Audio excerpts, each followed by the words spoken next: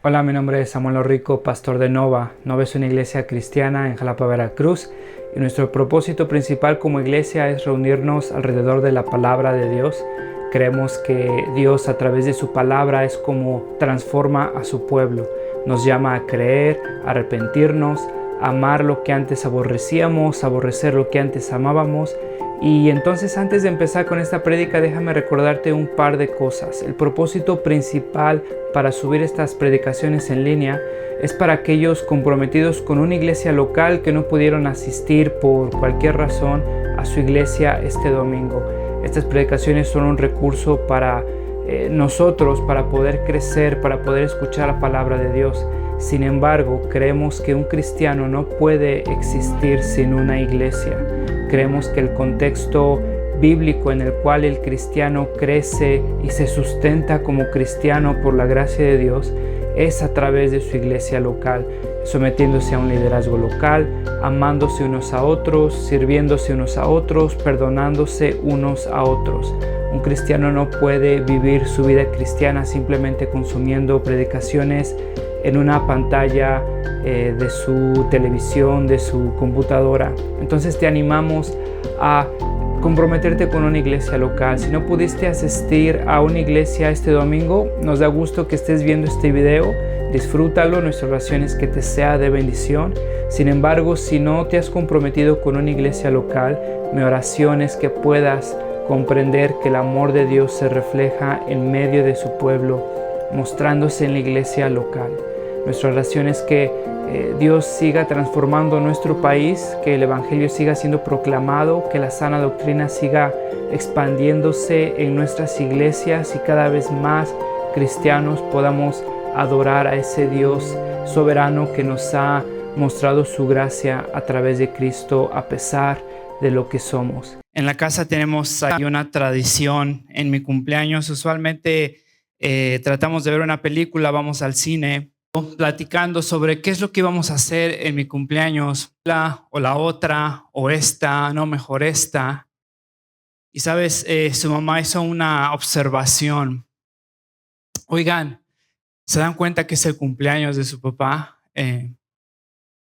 ¿Por qué no le preguntan a su papá?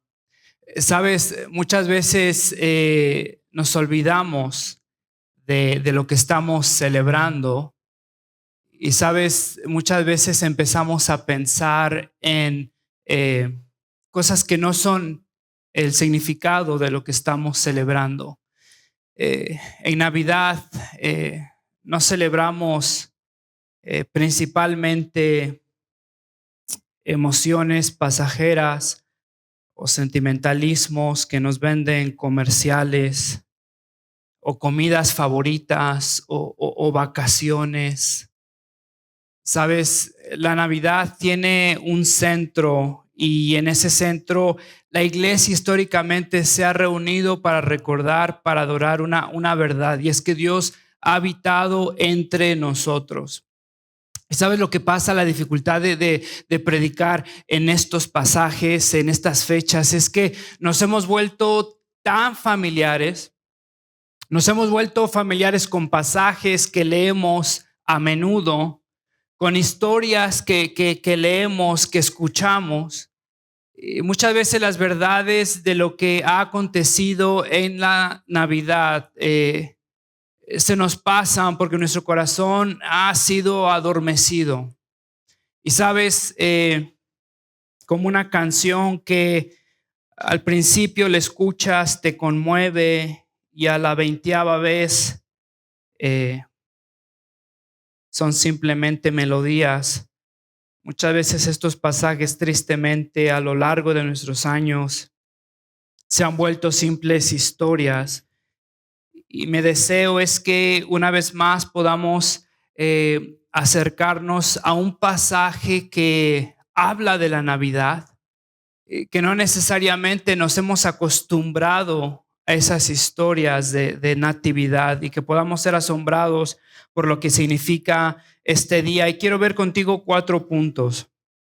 Sabes, estamos celebrando la encarnación de una persona, de Dios, y quiero ver contigo quién es este Dios eterno, poderoso, redentor, victorioso. Eterno, poderoso, redentor, victorioso. Ve conmigo al primer punto.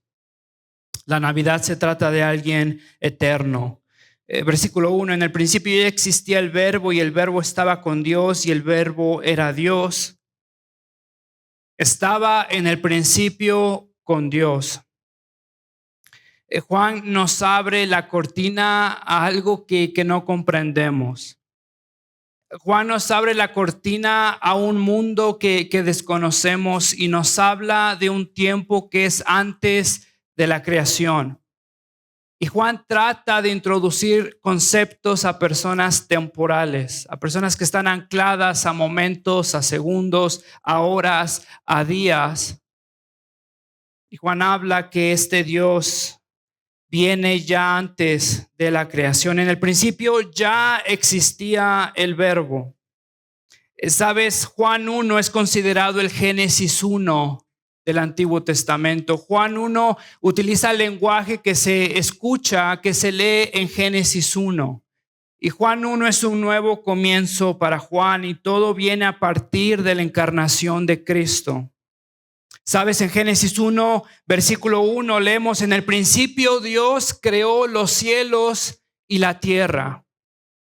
En el principio Dios. Juan utiliza el mismo lenguaje y sin embargo habla del verbo. En el principio el verbo. Y nos habla antes de la creación. En el principio ya existía el verbo. Desde antes que el tiempo comenzaba, ya existía el verbo. Desde antes que cualquier mente racional hubiera existido, ya existía el verbo. Desde antes que cualquier cosa empezara a existir, el verbo ya había existido.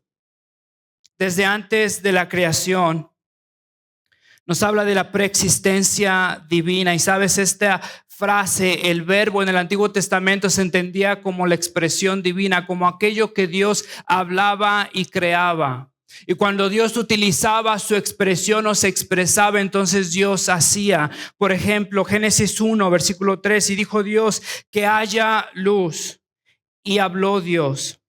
Y el verbo de Dios ejecutó la voluntad divina y la luz llegó a existir. Salmo 33, 6 dice: por la palabra del Señor, por el verbo de Dios, fueron hechos los cielos, y por el soplo de su boca todo lo que en ellos hay. Sabes, para el Antiguo Testamento el verbo era la expresión divina. Para Juan el verbo es Dios, es una persona. El verbo no es un espíritu amorfo, no es un sentimiento, no es una idea. Es la misma persona que se describe en Apocalipsis 19, versículo 13. Fíjate, está vestido de un manto teñido en sangre y su nombre es el Verbo de Dios. Está hablando del gladiador de Dios, del vencedor. En la culminación de los tiempos habla alguien con el nombre, el Verbo de Dios, que ha vencido, que se ha puesto ante la oposición de nuestro pecado, de la muerte, y se ha presentado como el Verbo de Dios. El Verbo de Dios estaba con Dios y el Verbo de Dios era Dios. El Verbo de Dios era Dios. Nos está hablando que lo mismo que se puede decir del Padre, se puede decir del Verbo. No está hablando de características divinas que son compartidas con el uno y el otro, como si Jesús simplemente fuera divino. Está hablando de que son 100% Dios. El Padre, el Hijo, el Verbo era Dios. Lo que se dice de Dios se dice de Jesús. Y sin embargo, el Padre no es Jesús, ni Jesús es el Padre. Junto con el Espíritu, en una esencia, Padre es Dios, Hijo es Dios, el Espíritu Santo es Dios. Y hay un solo Dios. ¿Podrás entender a Dios? ¿Podrás entender lo incomprensible? Una persona limitada al tiempo y al espacio podrá entender lo atemporal. Sabes, estaba leyendo hace unos días un artículo y estaba viendo que hay colores que existen muchos colores que existen que nosotros no podemos ver. Por ejemplo, el colibrí ve más del triple de colores que nosotros vemos. Nuestro ojo es tricomátrico, significa que vemos azul, verde y rojo, y todos los colores que vemos son la composición de ese color. Sin embargo, hay animales como el colibrí que tienen en su ojo, pueden distinguir azul, verde, rojo y UV, y eso hace una combinación de diferentes colores. Ahora, date cuenta, ponte a pensar si el colibrí te tratara de explicar los colores que puede ver el colibrí. ¿Qué tal si te dijera que ese color es un color folo? Y entonces te dijera, ese color es un color folo. ¿Podrías entenderlo? Y te dijera, ¿sabes? Ese color folo es como el color fuli y es parecido al fulu. ¿Podrías entender esos colores? ¿O reconocerías que es algo fuera de tu dimensión? Que tu mente, que tu ojo está totalmente limitado a comprender algo que ni siquiera puedes empezar a pensar. ¿Sabes? Nos dice Juan que Dios continuamente, que el verbo continuamente estaba sin un punto inicial. En el principio de todo ya estaba. ¿Podrás entender eso? ¿Podrás entender que Dios se encarnó en tiempo y espacio cuando existía antes de que todo fuera creado? ¿Has intentado explicarle a un bebé matemáticas, tal vez cuánto es 2 más 2? Sé que piensas que tu nieto, tu sobrino, tu hijo es un genio, pero dudo que un bebé pueda entender cuánto es 2 más 2. ¿Sabes? ¿Has intentado explicarle a un bebé álgebra? ¿Te acuerdas álgebra de Baldor? ¿Cuántos lloramos con eso? ¿Has intentado explicarle a un bebé cuánto es una suma cuántica? Juan nos está hablando de que el verbo es Dios, pero no es Padre, no es Dios Padre, sin embargo es Dios y es antes del tiempo. Juan se está sentando con bebés y nos está tratando de explicar algo incomprensible para nosotros. ¿Sabes? Juan nos arrebata una idea romántica de una Navidad simplemente llena de emociones pasajeras, de regalos, de comerciales. Nos introduce a una realidad más grande de lo que nosotros nos pudimos imaginar. Él es eterno, Él es poderoso. Versículo 3, todas las cosas fueron hechas por medio de Él y sin Él nada de lo que ha sido hecho fue hecho. No solo es eterno, sino es poderoso y muestra su divinidad, muestra su poder con las obras que hace. Todas las cosas fueron hechas por medio de Él, del Verbo. Y sin Él, del Verbo, nada de lo que haya sido hecho fue hecho. Sabes, Él es superior a cualquier otro. En la cultura griega ves a Zeus, ves a Poseidón y siempre peleando por poder y siempre cada uno condependiente con el otro. Los indios tienen diferentes dioses, Ganesha, Kali, siempre peleando por poder, siempre tratando de mantener el balance entre dioses, siempre ayudándose para crear, para co-crear. Los prehispánicos tenían a Tlaloc, dios de la lluvia, Coatlicue, diosa de la tierra, y siempre luchando por poder y siempre manteniendo balance y siempre ayudándose en mantener la creación. Juan nos está diciendo que las cosas fueron hechas solo por medio de Él. Él es supremo sobre todo. Sin Él nada de lo que ha sido hecho fue hecho. Él es incomparable, invencible, incomprensible, inimaginable, inigualable. El salmista en Salmo 103 dice: el Señor ha establecido su trono en los cielos y su reino domina sobre todo. Deuteronomio 10, versículo 17 dice, porque el Señor, su Dios, es Dios sobre todos los dioses y Señor de señores, Dios grande, poderoso, temible. Jesús demuestra su deidad y su poder a lo largo de los evangelios. Crea agua de la nada, crea pan de la nada, sana, resucita, perdona pecados. Todo, absolutamente todo le debe su existencia a Cristo. Él es eterno, Él es poderoso, Él es redentor. Versículo 9, existía la luz verdadera que al venir al mundo alumbra a todo hombre. Existía la luz verdadera. ¿No te llama la atención esa expresión? Existía la luz verdadera. Sabes, hace algunos años me empecé a meter en el mundo de la fotografía, del video. Traté de hacer una vida así, no pude. Pero sabes, aprendí muchísimo de la luz, cómo se utiliza la luz. ¿Y sabías que las películas que vemos hoy en día, la mayoría muy difícilmente son hechas con luz natural? Todas son con luz artificial. Y sabes, ponen unas lámparas muy grandes, las difuminan con sábanas, con lienzos. Y entonces si quieres aparentar que es día, entonces se llama luz cálida y entonces le sube la temperatura o el color a la luz y es una luz amarillenta.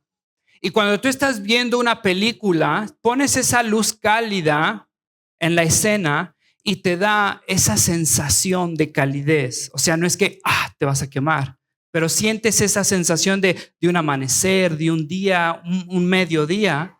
Y sabes, si quieren aparentar que hace frío, que es la noche, le bajan la temperatura y es una luz fría, es una luz azulada, magenta.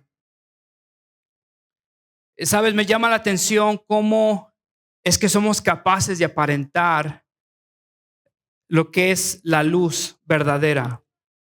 En una escena muy emotiva, muy romántica, ponemos una música, un fondo así bien chido, bien llegador, una luz cálida y sentimos esa sensación de calidez. El sol está ahí, el amanecer, pero sabes, el set no hay calidez, es simplemente una luz, un color. Me llama la atención cómo es que Juan describe al verbo como la luz verdadera.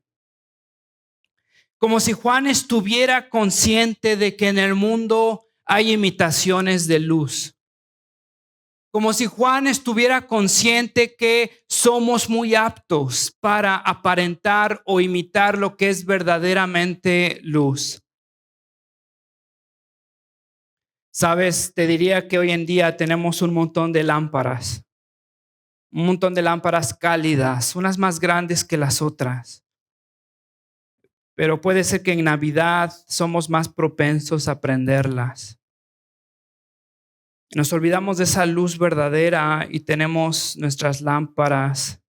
Y cuando enfrentamos la ansiedad, la depresión, la desolación, no acudimos a la realidad de que la luz verdadera nos ha visitado. Acudimos a pastillas, a distracciones, a nuestros parámetros de conducta. Sabes, es interesante que el consumo de adicciones o el índice de relapsos para los adictos incrementa en estos tiempos, sea pornografía, sea alcohol, sean drogas. Es la luz verdadera que al venir al mundo alumbra a todo hombre. Isaías capítulo 9, fíjate lo que dice: el pueblo que andaba en la oscuridad ha visto una gran luz. Sobre los que vivían en tierra de sombra de muerte, una luz ha resplandecido. Date cuenta de esto, una sombra de muerte. ¿Te has sentido que estás en sombra de muerte? Tal vez alejado de Dios, olvidado por Dios, tal vez vencido por tus pecados, rodeado por tentación. Y sabes, la promesa que tenemos esta Navidad es que Él es la verdadera luz. Los que andaban en obscuridad han visto una gran luz. Los que vivían en tierra de sombra de muerte, una luz ha resplandecido, la luz verdadera. No lámparas, no imitaciones, no distracciones temporales, no sensaciones pasajeras. Sabes, estaba leyendo la otra vez que después de Navidad viene este sentimiento de culpa. Ya después empiezan a llegar las mensualidades sin intereses. Ya después tienes que limpiar todo, tienes que afrontar el enero, febrero. Esas luces temporales no duran. Y fíjate que esa luz ha venido a la oscuridad y para redimir tiene que enfrentar la oposición. Es eterno, es poderoso, es redentor, y para redimir tiene que enfrentar la oposición y ha venido al mundo de oscuridad. Vino al mundo. Versículo 5, fíjate cómo describe Juan este mundo. La luz brilla en las tinieblas y las tinieblas no la comprendieron.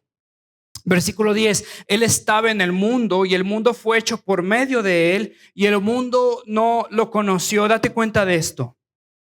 Es el verbo creador que está siendo rechazado por su creación, y entonces es el verbo que ha elegido a su pueblo y ha sido rechazado por su pueblo. Él estaba en el mundo y fue hecho por medio de Él y el mundo no lo conoció.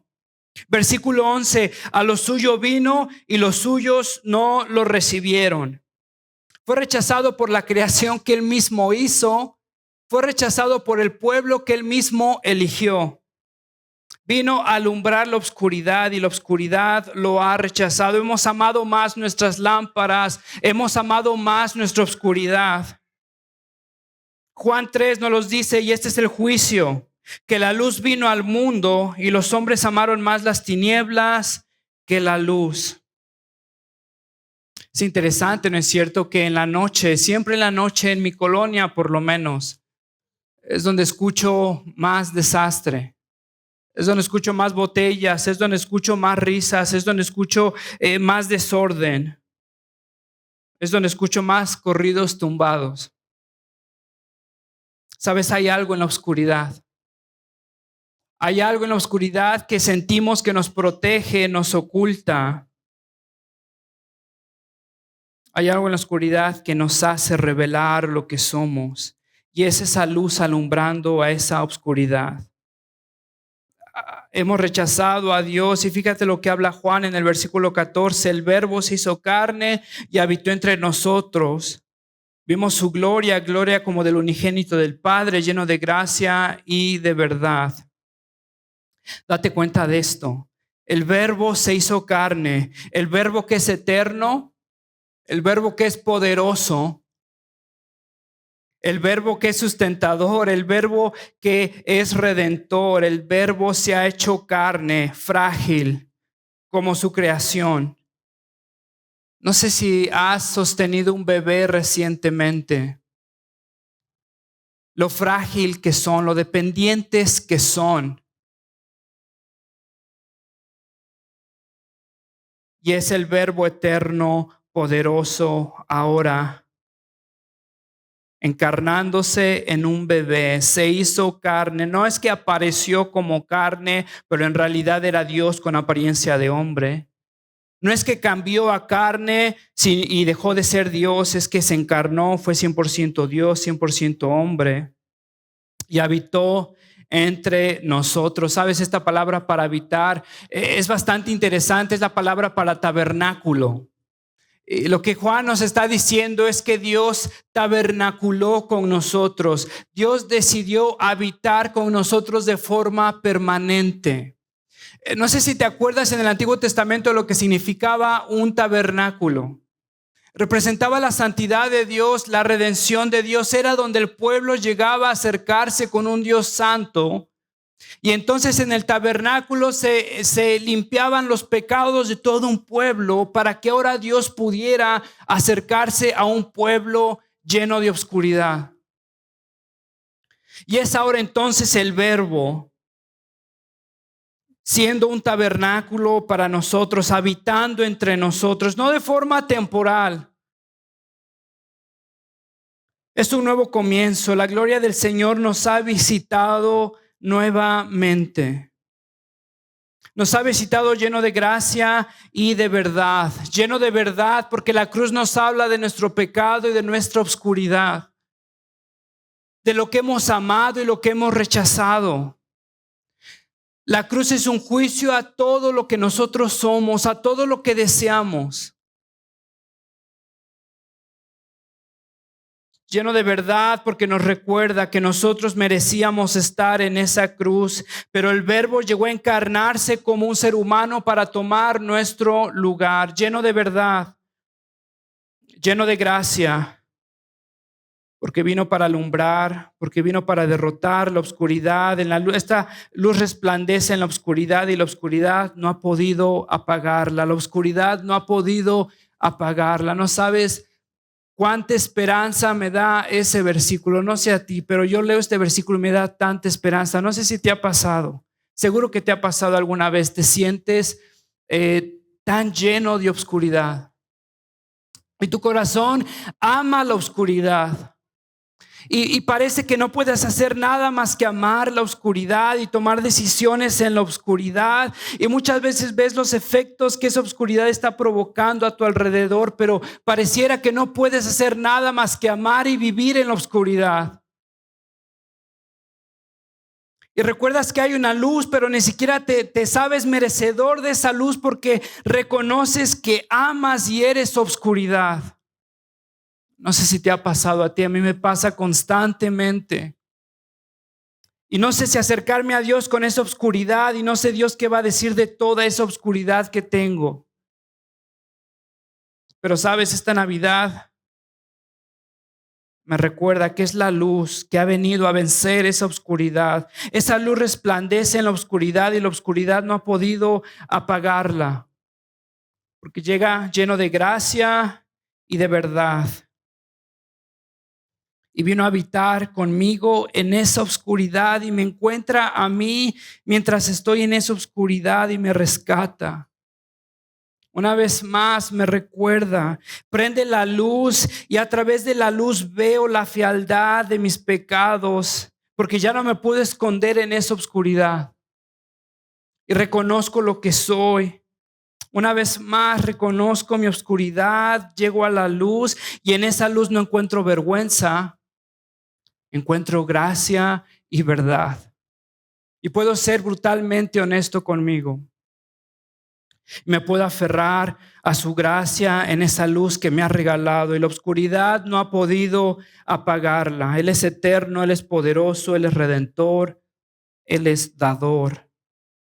Quiero que veas conmigo lo que nos ha regalado en esta Navidad. Somos adoptados, versículo 12. Pero a todos los que lo recibieron, a todos los que lo recibieron hijos de Dios, es decir, a los que creen en su nombre. Ese es el clímax. A todos los que lo recibieron, a todos los que confían en Él, a todos los que se amparan en Él, a todos los que aman esa luz, a todos los que confían que esa luz es mejor que su oscuridad, a todos los que se encomiendan a Él, a todos los que continuamente creen. No son perfectos, pero en medio de esa oscuridad creen una vez más, confiesan y claman a Dios por esa luz que alumbra esa oscuridad. A todos los que continuamente creen, a todos los que creen que Él es la luz verdadera, que podemos rodearnos de lámparas, que podemos rodearnos de distracciones, que podemos rodearnos de paliativos temporales, pero solo Él es la luz verdadera. Él se ha encarnado para alumbrarnos de forma permanente, ha habitado con nosotros. Y a todos los que creen, fíjate, nos ha adoptado, nos ha dado el derecho de llegar a ser hijos de Dios. Somos hijos de Dios gracias a esa Navidad. Recibimos gracia gracias a esa Navidad. Versículo 16, pues de su plenitud todos hemos recibido gracia sobre gracia. No solamente somos hijos, sino que recibimos gracia. Somos adoptados. Y no solamente somos adoptados y dejados ahí a nuestro amparo, Somos adoptados y nos han dado gracia sobre gracia. Ahora fíjate, hay una diferencia entre misericordia y gracia. El recibir misericordia es cuando no te doy lo que mereces. Cuando yo soy misericordioso contigo, no te doy lo que mereces. Y cuando te doy gracia es que te doy algo que no mereces. Y sabes, en el Evangelio y en la cruz recibimos misericordia y recibimos gracia. Somos adoptados y recibimos gracia sobre gracia. No sé si puedas llegar a comprender lo que eso significa, la gracia de Cristo, su espíritu, su pueblo, su consuelo, sus promesas, gracia sobre gracia. Sabes, mis hijos están emocionados por Navidad, pero si te soy honesto contigo, creo que están más emocionados por un regalo. El cristiano recibe gracia sobre gracia. En sus momentos de flaqueza, en sus momentos de duda. Gracia sobre gracia. No solamente somos adoptados, no solamente recibimos gracia, sino que ahora somos conocidos por el Padre. Versículo 18, nadie ha visto jamás a Dios, el unigénito de Dios, que está en el seno del Padre. Él lo ha dado a conocer. Ahora conocemos al Padre y Él nos conoce. ¿Sabes? Nadie había visto a Dios, nadie. ¿Te acuerdas en Éxodo 33 cuando Moisés quería ver a Dios y clama a Dios, Señor, si tan solo pudiera dejar ver algo de ti? Sabes, todos estaban temerosos de ver la santidad de Dios. ¿Te acuerdas Isaías 6? Miserable de mí. Jeremías no se atrevía a mirar a Dios. Moisés no se atrevía a mirar a Dios. Abraham no se atrevía a mirar a Dios. Nadie había visto a Dios. Nadie podía ver a Dios. Porque Dios es espíritu. Porque es en otra realidad que ni siquiera nosotros comprendemos. Y porque la santidad de Dios es un obstáculo. Nuestro pecado es un obstáculo a la santidad de Dios. Dios es espíritu y nuestro pecado nos alejaba de Dios. Fíjate lo que pasa en Cristo. Se encarna y ahora hace que podamos contemplar a Dios, porque Él lo ha dado a conocer. Ahora Dios, que es espíritu, se ha encarnado y lo podemos contemplar y lo podemos ver. No nos podemos acercar a Dios por nuestro pecado, pero es Jesús que se hace visible. Y es Jesús quien redime nuestro pecado, nos presenta santos y justos delante de Dios. Y ahora esos obstáculos que teníamos para conocer a Dios, para ver a Dios, Jesús los ha vencido. Es Jesús quien se encarna, que nos ha dado a conocer al Padre y nos ha presentado a nosotros justos, perfectos delante de Dios. ¿Sabes quién es el Verbo? Él es poderoso, Él es eterno, Él es redentor, Él es victorioso. Gloria a Dios en las alturas, que mostró su gran amor, dando a humanas criaturas un potente Salvador